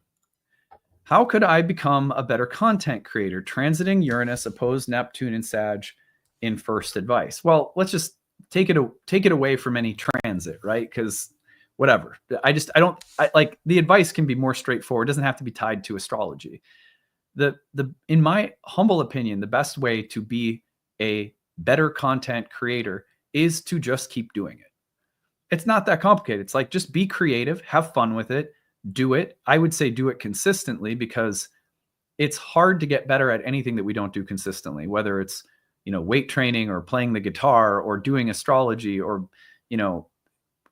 a sport or a skill. It's like Patanjali's Yoga Sutras tells us, in order to achieve the results of yoga, of union, you have to practice consistently for long periods of time in all earnestness without interruption. So that may be impossible for some of us, given, the like intensity of our lives. But like, if you want to be a good content creator, just keep doing it and just keep having fun with it and be consistent. And it just grows. That's how I think it works. That's how I think most things work, to be honest. Is whole sign natal chart discussed in year 1? I don't resonate much with my whole sign natal chart, but when it comes to transits and predictive methods, I do. I want to learn why that is. Great question. Yes, all Hellenistic astrology utilizes whole sign houses. So we not only utilize whole sign houses in the classes, but we talk about why. The other thing, and I tell this to people all the time, and I really don't mean to sound condescending, but when people say, I don't resonate much with my whole sign natal chart, well, unless you know all of the interpretive methods and delineation techniques that go along with a whole sign house system, of course you don't. Of course you're not going to, because you're reading your whole sign chart with a totally different set of tools. It would be like someone saying, I don't resonate much with acupuncture as a modality, without someone actually applying needles to you who knows how to apply them. You don't know how to apply needles, in other words. And that's the whole point of learning it, is that you can then learn how to, in other words, it's not just a house method. It's an entire interpretive lens that the house system is just one part of. And most people do not resonate with it until they know how to read it in whole signs. Because it's not, if you don't know Hellenistic astrology, you don't know how to read a whole sign house chart. So of course it's not going to resonate. And I always tell that to people, because unfortunately in modern astrology, we think that whole sign houses is just a different house system. That would be like saying that Vedic astrology is just a different house system, right? It's like, that's so ridiculous. It's not. It's a whole system that utilizes whole sign houses as part of its interpretive modality. So think about it that way. It'll help more. And again, I don't mean to sound condescending. It's just, that's the truth. Do you give importance to cusps within the realm of the whole sign? No, not really. There's a way in which we look at planets in the natal chart that we're just about to cross into another whole sign house as representing a symbolic trajectory for a particular karma or set of karmas in the life, but it's not the same as a cusp concept in modern astrology. Let's see.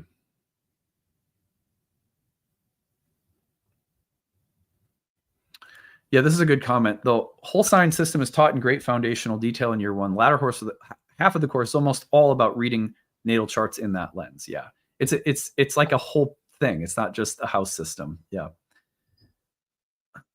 Do you look at Uranus in relation to secondary progress charts? No, because typically over, say, the first, if you're doing a day for a year, like Uranus isn't going to move that much. I mean, you could certainly pay attention to it as a potential sensitive point when other faster moving planets aspect it, but the actual progressed movement of Uranus itself, because it's so slow in a progressed chart, usually doesn't mean very much unless it makes a sign change, or unless, again, like a faster moving planet hits an aspect or a conjunction or something, or it moves on to an angle. So there could be certain contexts in which the progression of Uranus in a secondary chart might make sense, but by and large, the faster moving planets, especially the progressed lunation cycle, are what I focus on, certainly what I teach. When did you realize your belief system changed and your confidence in it strengthened? I feel like this may be an important theme for me within the next few years. It was very gradual, and it first involved me like trying, like with Uranus in my first house, is what I think you're asking about. It first came through allowing myself to explore something that I was really excited about, only to realize that it wasn't a good fit, and to then have the confidence to change back to something, regardless of how unstable that might look to other people, which was honestly kind of more of my concern than the actual change itself. Was like, how am I going to look? Because I look like someone who just changed his name and then changed it back. What a nut job. But I was like, you know what? Like, so much of being, like, for me, you know, Venus ruled Taurus ascendant is like getting past whether my appearance or the way I present myself to the world as a matter of dharma in the first house is like socially pleasant for other people or not. It was like, I don't give a shit if it's not. This is also the exact same impetus that caused me to say, I am no longer going to participate in any commentary on like political events on my channel, because I personally can't keep participating in us versus them narratives, righteous versus unrighteous, good versus bad, moral versus immoral, good versus evil. That's not the lens through which I want to approach things. And just because I made that choice, I had a ton of people, this was maybe 5 years ago now, right at the Jupiter-Saturn conjunction in Aquarius was when that started for me, that initially just said, well, you're one of the enemies then, because you're not going to use your platform to be overtly political or using the astrology to make political statements about which side you're on or whatever. You're not doing that, so you're one of the bad guys. All right, well, fuck you. I don't give a shit. That's the truth. It was like that level of like not caring what someone else thinks. So like, whatever you think about me is your business, not mine, right? That was really, really hard for me, honestly, like, because I think, you know, again, being a Venus ruled like Taurus ascendant is just, I care a lot about how I'm seen. And in some ways that whole Uranus through the first house experience is now pretty much finishing for me, was about caring a little bit more about like, who am I? And not so much who am I with such an awareness of what other people will think about what I am, which is also the same thing that led me to get into bodybuilding, because honestly, it was there, that along with other kind of masculine dimensions of my selfhood were sort of hidden and somewhat repressed, because I thought, well, I don't want to be misunderstood as some jerky douchebag gym rat. You know what I mean? Like, so you get what I mean? All of it for me gradually was about just being like, I have to be true to myself and go through a process of trying things on and figuring out what works, and gradually letting go of maybe what other people think of me so much. Not that I become like, I'm not trying to antagonize anyone by doing that either. It's just, this is just me, you know? Good question. So good luck with it, by the way, you know?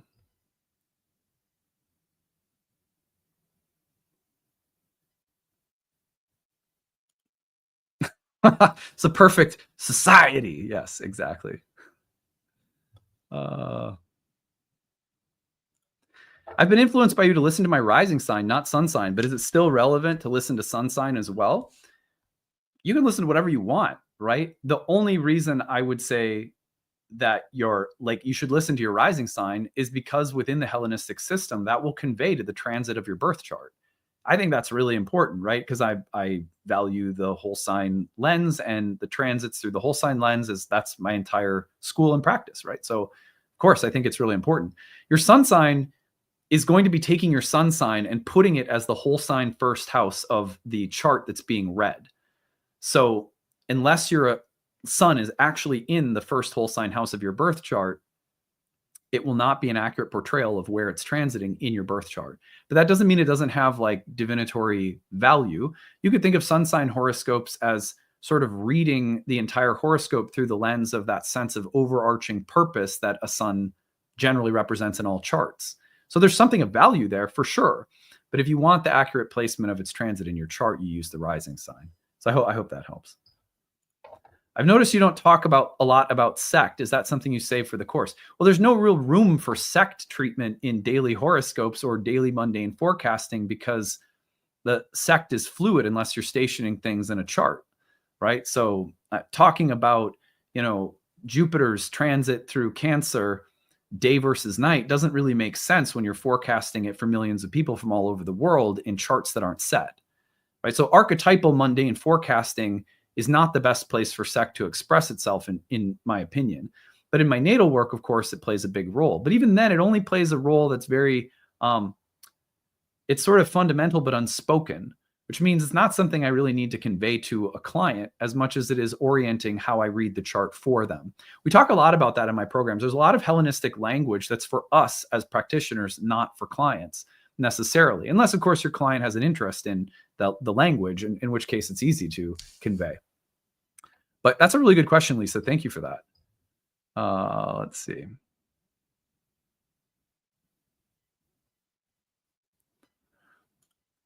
Eileen says, I love that your approach is personal and devotional. This speaks to my soul growth. Yeah, that's my vibe. It really is. So I think the altar, like, it's been, speaking of like the whole changing nature of beliefs, it's not that suddenly I became anti-spiritual just because I left a spiritual community that I was a part of. In fact, you can see, Krishna and Radha are still on my altar, and I still, offer them prasadam. Like, it's like still a part of my life. But I think, for me recently, bringing things like the altar practice back or the Sunday silent meetups we're going to start having later this summer, it's just slowly bringing in things that, one of the things I learned is like, take your time to digest the changes that are coming, really deeply consider them. Because there's that speed of Uranus for sure that can sometimes, the changes can be made without like a proper sort of step-by-step reflection on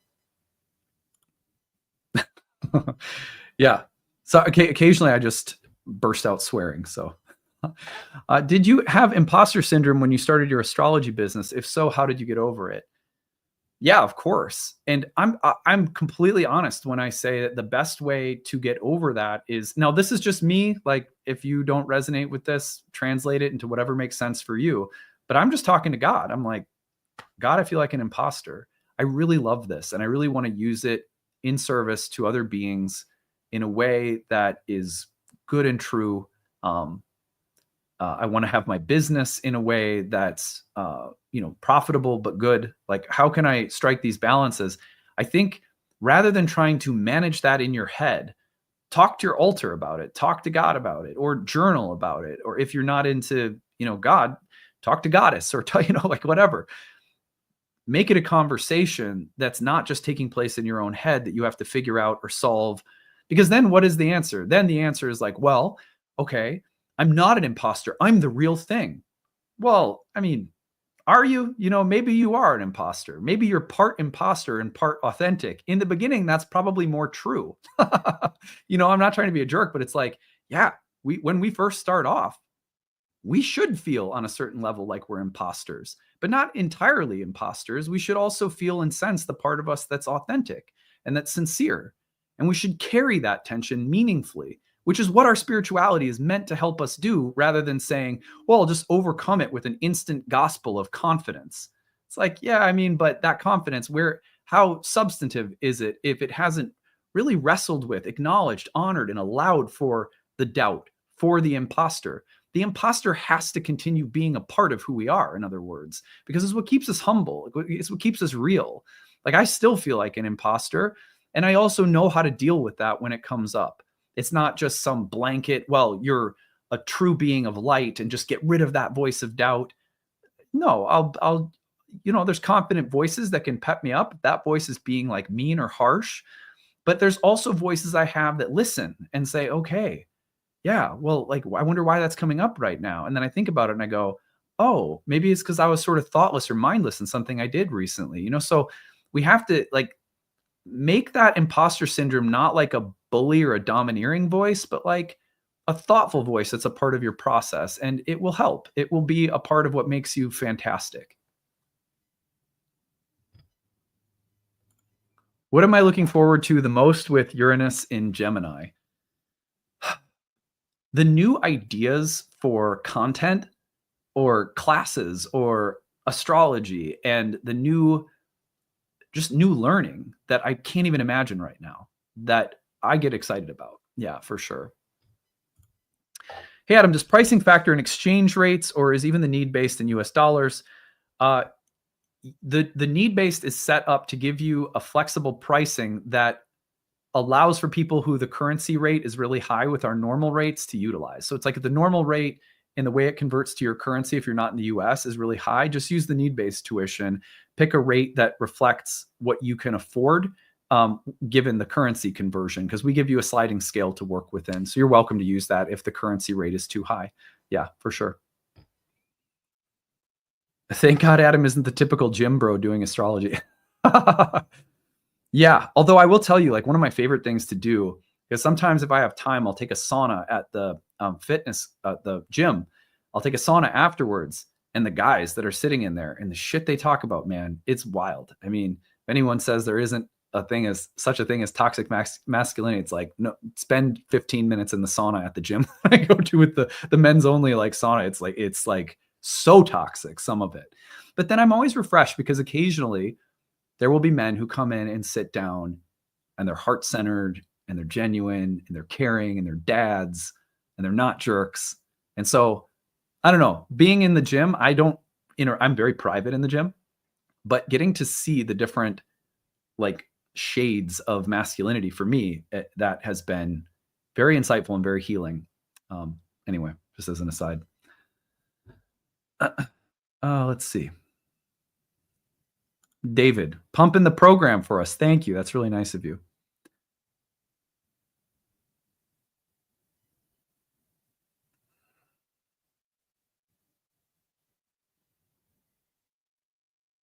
Oh, I like this a lot. Sushila says, one way I work through this is to just build an inventory of doing readings. The more I do astrology, the more I believe I'm an astrologer, part of it being an astrology practice. Yeah, well said. And that is, by the way, why Sushila is a really special reader and one of our course assistants.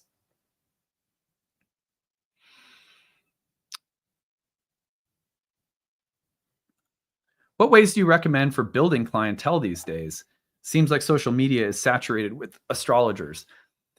I always tell people, like, if your desire is to serve rather than to get clientele, if you can keep that as a focus, as a mantra, as an intention, as a prayer, while you're building a practice, people that are unique to your sphere that couldn't find any other way to astrology but through you will come.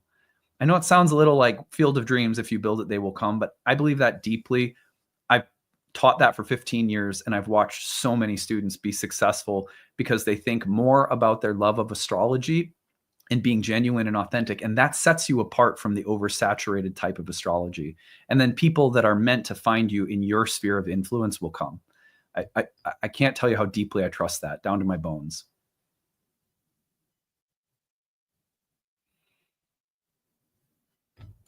Achuta wasn't so buff. That's funny. Oh, I just, at some point down the road, because I have not integrated this, I had such a major personal breakthrough with the Jupiter-Saturn square and the Mars-Uranus thing around body, health, image. I had like a remarkable synchronistic experience that I'm going to be integrating like probably for months. And at some point I'll tell that story, but I hope all of you, aside from here in Minnesota, obviously, with the terrible acts of violence that were just done towards some political leaders, the vibe internationally with warfare and like the demonstrations, and it's just like, wow, that was a very intense weekend. My experience of that is nothing compared to some people in our audience who mentioned yesterday, someone from Iran that was showing pictures of their neighborhood. It's like terrifying. So it's a very intense time right now. Let's see. Lucky says, need-based tuition is awesome. Oh, good. Did you experience guilt or fear as your beliefs shifted? Of course. Yeah, of course. On different levels, you know. And then I think because I have a really good therapist, a Jungian therapist that I've been working with for a long time, and other resources in my life, like Al-Anon, which is a 12-step program for family members of alcoholics that I attend, and obviously physical and spiritual practices that are important to me. I feel like I was able to work through it, but yeah, I mean, I think probably pretty normal when you join a religious group and then leave. You know, it's like, am I doing the right thing? Yeah. Maybe a noob question. What's your take on dominant planets in the birth chart? I've never seen anyone speak about that. Is it a thing? I don't think about it as dominance or strength. Those words I don't think are the most helpful to convey a prominent, not dominant, but prominent planet. A prominent planet is often one that stands out in the chart for a variety of reasons. Its dignity, essentially or accidentally, its sect, you know, a stellium, an aspect, something. But what I have found to be true is that it's almost never the same prominent planet speaking all of the time throughout the life. In your 30s, at 34 to 36 years old, with Time Lord techniques and profections and transits, we can see that one planet in the chart may be very prominent for a period of time, and even much more so than an angular exalted planet or something like that. So the chart is a living oracular thing that doesn't convey a static image with a hierarchy of important or less important things. It's really not the best to think about it that way. That's just my opinion. I believe that too. If your heart is true, the universe will collect you to the collective you belong to. There's this famous quote from Carlos Castaneda. He's like, the question is, does this path have heart? Am I on a path with heart? And I believe that when you are, then it's like the rest takes care of itself. Oh, look, my screen flipped.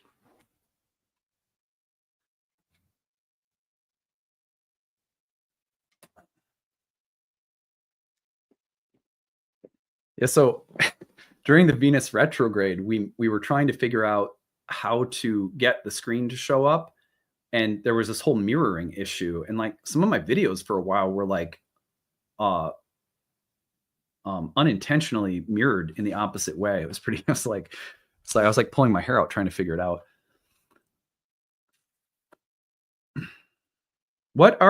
Anna says, what are your thoughts on traditional 7-planet astrology? Make sure your almond milk doesn't have seed oil. Eggs are better than oxalate oats, especially if you're working out. Have seed oils. Eggs are better than oxalate. Okay. Well, thank you for your advice, I guess. But anyway, what are your thoughts on traditional 7-planet astrology? Yeah. The whole year 1 program that I teach is rooted in using only the traditional 7 planets, the nodes of the moon, a lot of fortune and spirit. And then in the year 2 program, we bring back the outer planets. And that, almost like an elimination diet, is really fundamental to how the learning happens. For a couple of years in my practice, I took out the outer planets, as did people like Dimitri George, just to focus on the traditional. And once you have done that, it really deepens and enhances your relationship with the traditional planets, at which point reincorporating the outer planets for many people becomes so much like richer and more meaningful. So that's a big part of how I do things. Okay. I'm going to end things here because we are at about 2 hours. That was about how long I wanted to go today. So thank you to everyone for being here, and especially for letting me introduce my staff, promote my program. I know many of you are probably just waiting for the content, but those little daily promos are how I earn my living, in addition to the Kickstarter every year. So it always means a lot to me when people give me the space to promote what I'm doing. And for you to get to meet those people, get a reading with them. They're awesome. Like, go to the affordable readings on the website. Hope to see some of you in class. Horary starts this weekend. Year 1 starts this weekend. There's good content coming the rest of this week. We're going to be looking at, I believe it's the Jupiter-Neptune square, and tracing that cycle out, which is a really fascinating thing to do. I take you through the entirety of the last Jupiter-Neptune cycle in one of the videos this week and give you some tips for tracking it, because that transit is coming now right on the heels of Jupiter square to Saturn, and is going to look and feel a little different, even though Saturn and Neptune are very close together. Jupiter-Neptune's a different vibe, and we're going to be experiencing that shortly. Okay, so we'll hope to see some of you in classes soon. Otherwise, have a great rest of your day. We'll see you again next time. Bye, everyone.